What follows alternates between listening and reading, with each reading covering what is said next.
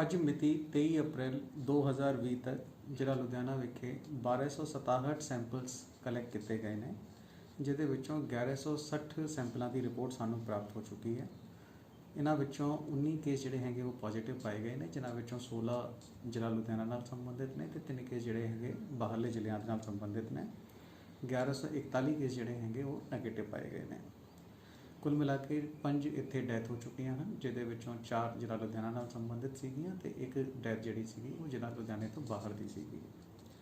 ਕੁੱਲ ਮਿਲਾ ਕੇ ਹੁਣ ਤੱਕ 5 ਪੇਸ਼ੈਂਟ ਜਿਹੜੇ ਹੈਗੇ ਉਹ ਕਿਉਰਡ ਡਿਕਲੇਅਰ ਕੀਤੇ ਜਾ ਚੁੱਕੇ ਨੇ, ਜਿਹਦੇ ਵਿੱਚੋਂ 4 ਜ਼ਿਲ੍ਹਾ ਲੁਧਿਆਣਾ ਨਾਲ ਸੰਬੰਧਿਤ ਨੇ ਤੇ ਇੱਕ ਕੇਸ ਜਿਹੜਾ ਹੈਗਾ ਬਾਹਰਲੇ ਡਿਸਟ੍ਰਿਕਟ ਦਾ ਹੈ। ਤੇ ਕੁੱਲ ਹੁਣ 9 ਕੇਸਿਸ ਯਾਨੀ ਕਿ 8 ਕੇਸ ਜਿਹੜੇ ਹੈਗੇ ਜ਼ਿਲ੍ਹਾ ਲੁਧਿਆਣੇ ਦੇ ਤੇ ਇੱਕ ਕੇਸ ਜਿਹੜਾ ਹੈਗਾ ਬਾਹਰਲੇ ਡਿਸਟ੍ਰਿਕਟ ਦਾ। ਕੁੱਲ 9 ਕੇਸ ਜਿਹੜੇ ਹੈਗੇ ਉਹ ਐਕਟਿਵ ਕੇਸਿਸ ਹੈਗੇ। ਅੱਜ ਵੀ ਇੱਕ ਪੇਸ਼ੈਂਟ ਜਿਹੜਾ ਹੈਗਾ ਉਹ ਕਿਉਰ ਡਿਕਲੇਅਰ ਕੀਤਾ ਗਿਆ ਹੈਗਾ ਸਿਵਲ ਹਸਪੀਟਲ ਤੋਂ।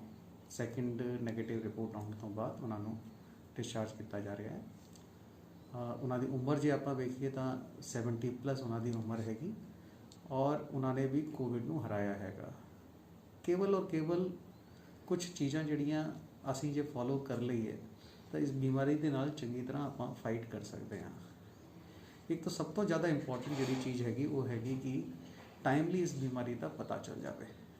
ਔਰ ਉਹਦੇ ਵਾਸਤੇ ਜਦ ਵੀ ਕਿਸੇ ਵੀ ਬੰਦੇ ਨੂੰ ਕਿਸੇ ਵੀ ਤਰੀਕੇ ਦਾ ਖਦਸ਼ਾ ਹੁੰਦਾ ਹੈ ਜਾਂ ਕੋਈ ਵੀ ਡਾਊਟ ਹੁੰਦਾ ਹੈ, ਕੋਈ ਵੀ ਸਿੰਪਟਮ ਇਸ ਤਰ੍ਹਾਂ ਦੇ ਫੀਲ ਹੁੰਦੇ ਨੇ ਕਿ ਉਹਨਾਂ ਨੂੰ ਖੰਘ ਹੈਗਾ, ਬੁਖਾਰ ਆ ਰਿਹਾ ਹੈਗਾ, ਡਰਾਈ ਕਫ ਹੈ, ਕੁਝ ਇਸ ਤਰ੍ਹਾਂ ਦੀ ਚੀਜ਼ਾਂ, ਕੁਝ ਇਸ ਤਰ੍ਹਾਂ ਦੇ ਸਿੰਪਟਮਸ ਜਿਹੜੇ ਹੈਗੇ ਉਹਨਾਂ ਨੂੰ ਵਿਖਦੇ ਨੇ, ਤਾਂ ਉਹਨਾਂ ਨੇ ਨਾਲ ਹੀ ਨਾਲ ਆਪਣੇ ਨੇੜੇ ਤੇੜੇ ਦਾ ਜਿਹੜਾ ਸਿਵਲ ਹਸਪੀਟਲ ਹੈਗਾ ਜਾਂ ਕੋਈ ਵੀ ਇਸ ਤਰ੍ਹਾਂ ਦਾ ਹਸਪੀਟਲ ਜਿੱਥੇ ਕਿ ਸੈਂਪਲਿੰਗ ਦੀ ਫੈਸਿਲਿਟੀ ਅਵੇਲੇਬਲ ਹੈਗੀ, ਉੱਥੇ ਤੁਰੰਤ ਜਾ ਕੇ ਆਪਣੀ ਸੈਂਪਲਿੰਗ ਜਿਹੜੀ ਹੈਗੀ ਉਹ ਕਰਾ ਲੈਣੀ ਚਾਹੀਦੀ ਹੈ।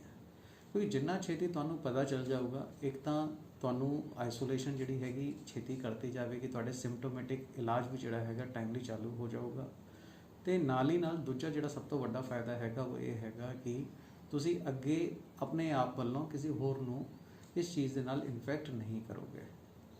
ਤਾਂ ਮੇਰੀ ਸਾਰੇ ਕੇ ਸਾਰੇ ਲੁਧਿਆਣਵੀਆਂ ਨੂੰ ਬੇਨਤੀ ਹੈ ਕਿ ਜਿਸ ਵੀ ਬੰਦੇ ਨੂੰ ਕਦੇ ਵੀ ਕਿਸੇ ਵੀ ਤਰ੍ਹਾਂ ਦੀ ਬ੍ਰੈਥਲੈਸਨੈਸ, ਖੰਘ, ਜ਼ੁਕਾਮ, ਹਾਈ ਫੀਵਰ, ਇਸ ਤਰ੍ਹਾਂ ਦੇ ਜਿਹੜੇ ਸਿੰਪਟਮਸ ਹੈਗੇ, ਜਿਹੜੇ ਕੋਵਿਡ ਦੇ ਸਿੰਪਟਮਸ ਹੈਲਥ ਡਿਪਾਰਟਮੈਂਟ ਵੱਲੋਂ ਕਾਫੀ ਪਹਿਲਾਂ ਲੋਕਾਂ ਨੂੰ ਦੱਸੇ ਗਏ ਸੀਗੇ, ਉਹ ਸਾਰੇ ਕੇ ਸਾਰੇ ਸਿੰਪਟਮਸ ਜਿਹੜੇ ਹੈਗੇ ਉਹਨਾਂ ਵਿੱਚੋਂ ਕੋਈ ਵੀ ਸਿੰਪਟਮ ਉਹਨਾਂ ਨੂੰ ਆਉਂਦਾ ਹੈ ਤਾਂ ਨੀਅਰੈਸਟ ਹੈਲਥ ਫੈਸਿਲਿਟੀ ਜਿਹੜੀ ਹੈਗੀ ਉੱਥੇ ਜਾ ਕੇ ਆਪਣਾ ਟੈਸਟ ਜਿਹੜਾ ਹੈਗਾ ਕਰਵਾ ਸਕਦੇ ਨੇ।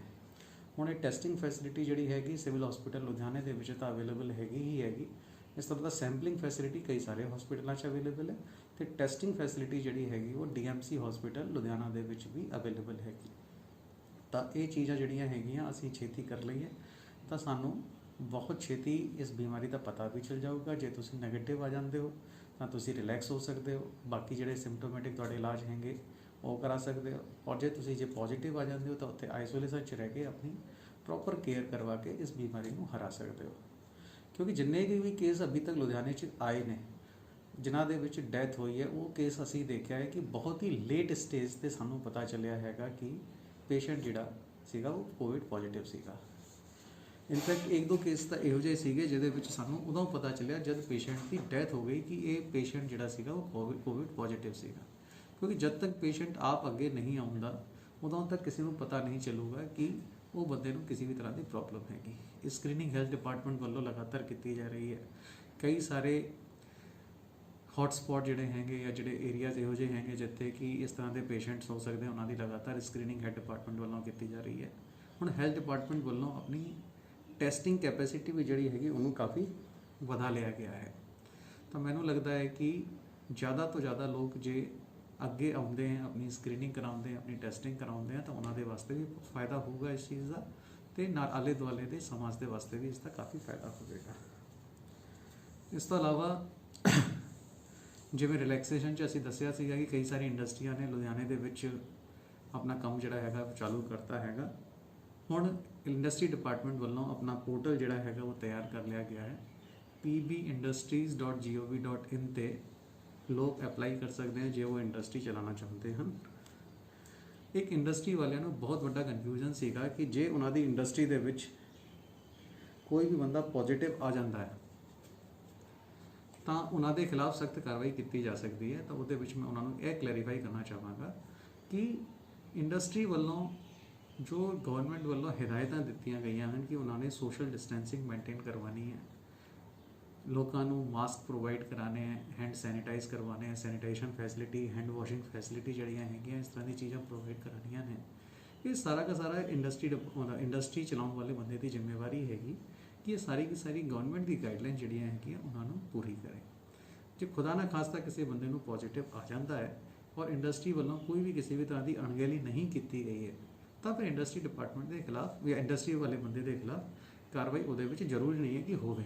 ਲੇਕਿਨ ਜੇ ਅਣਗਹਿਲੀ ਪਾਈ ਜਾਂਦੀ ਹੈ ਤਾਂ ਓਬਵੀਅਸਲੀ ਫਿਰ ਗਵਰਨਮੈਂਟ ਵੱਲੋਂ ਉਸ ਦੇ ਖਿਲਾਫ ਕਾਰਵਾਈ ਕੀਤੀ ਜਾ ਸਕਦੀ ਹੈ। ਤਾਂ ਜਿਹੜੇ ਵੀ ਇੰਡਸਟਰੀ ਵਾਲੇ ਹੈਗੇ ਉਹ ਜ਼ਰੂਰ ਅੱਗੇ ਆਉਣ ਕਿ ਆਪਣੀ ਇੰਡਸਟਰੀ ਨੂੰ ਚਲਾਉਣ ਦੇ ਵਾਸਤੇ ਔਰ ਸਾਰੀ की ਸਾਰੀ ਗਵਰਨਮੈਂਟ ਦੀ ਗਾਈਡਲਾਈਨਸ ਨੂੰ ਫੋਲੋ ਕਰਨ। ਜੇ ਉਸ ਤੋਂ ਬਾਵਜੂਦ ਵੀ ਕੋਈ ਬੰਦਾ ਪੋਜ਼ਿਟਿਵ ਆ ਜਾਂਦਾ ਹੈ ਤਾਂ ਓਬਵੀਅਸਲੀ ਜੇ ਉਹਨਾਂ ਦੀ ਗਲਤੀ ਨਹੀਂ ਹੈ ਤਾਂ ਕੋਈ ਵੀ ਉਹਨਾਂ ਦੇ ਖਿਲਾਫ ਕਾਰਵਾਈ ਉਸ ਦੇ ਵਿੱਚ ਨਹੀਂ ਬਣਦੀ। ਇਸ ਤੋਂ ਇਲਾਵਾ ਇੰਡਸਟਰੀ ਤੇ ਉਸ ਦੇ ਨਾਲ ਜੁੜੀ ਹੋਈ ਲੇਬਰ ਔਰ ਗਵਰਨਮੈਂਟ ਵੱਲੋਂ ਭਾਵੇਂ ਉਹ ਕੇਂਦਰ ਸਰਕਾਰ ਹੋਵੇ, ਰਾਜ ਸਰਕਾਰ ਹੋਵੇ, ਉਹਨਾਂ ਵੱਲੋਂ ਇਹਨਾਂ ਨੂੰ ਕੀ ਸਹੂਲਤਾਂ ਦਿੱਤੀਆਂ ਜਾ ਰਹੀਆਂ ਹਨ ਔਰ ਕਿਹੜੇ ਸਿਚੁਏਸ਼ਨ ਦੇ ਵਿੱਚ ਉਹਨਾਂ ਵੱਲੋਂ ਕੀ ਕੀਤਾ ਜਾਣਾ ਚਾਹੀਦਾ ਹੈ, ਉਹਦੇ ਵਾਸਤੇ ਇੱਕ ਅਸੀਂ ਸਪੈਸ਼ਲ ਪ੍ਰੋਗਰਾਮ ਜਿਹੜਾ ਹੈਗਾ ਕੱਲ ਸ਼ਾਮੀ 4 ਵਜੇ ਲੈ ਕੇ ਆ ਰਹੇ ਨੇ।